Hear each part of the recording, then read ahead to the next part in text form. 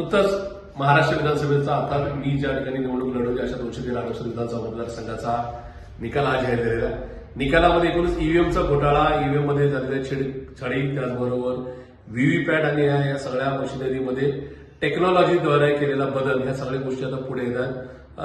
राज्यातले, देशातले, विदेशातले जाणकार या संदर्भात आपापली माहिती या ठिकाणी प्रसिद्ध करतायत आणि या सगळ्या पार्श्वभूमीवर निवडणूक आयोगाचा जो का क्लॉज आहे, जे काय आम्हाला दिलेला अधिकार आहे, त्या अधिकारानुसार साधारणतः झालेल्या ज्या काही मशीन्स आहेत त्याच्यामधल्या 5% व्हीव्हीपॅट आणि ईव्हीएम मशीन ह्या पाहण्याचा किंवा त्या पुन्हा रिचेक करण्याचा अधिकार उमेदवाराला असो.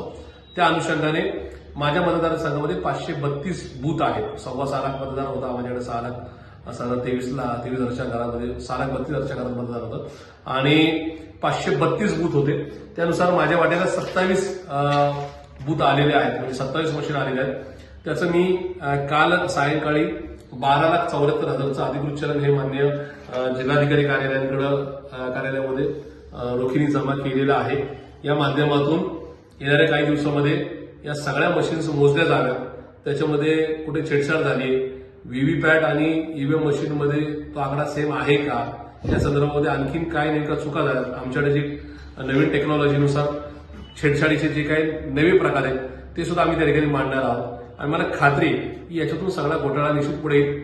मला या संदर्भात माहिती नाही, पण राज्यातल्या बाकीच्या उमेदवारांनी सुद्धा आज शेवटचा दिवस आहे, या संदर्भात अर्ज केला आणि चलनाद्वारे आपली मागणी केली तर नक्की चांगलं होईल. पण एकूणच लोकशाही वाचवण्यासाठी, संविधान वाचवण्यासाठीचा आमचा हा लढा आहे. या माध्यमातून या सगळ्या यंत्रणेचा पर्दाफाश करण्याचं काम आम्ही नक्की करू, हे या ठिकाणी मी त्या सगळ्या यंत्रणेला सांगू इच्छितो. आणि ही लढाई इथपर्यंत थांबलेली नाही. ही लढाई रस्त्यावर पण करू आणि वेळ की न्यायालयामध्ये सुद्धा दाद मागू, हा इशारा या निमित्ताने मी या सगळ्या चुकीच्या काम करणाऱ्यांना नक्की देऊ इच्छितो.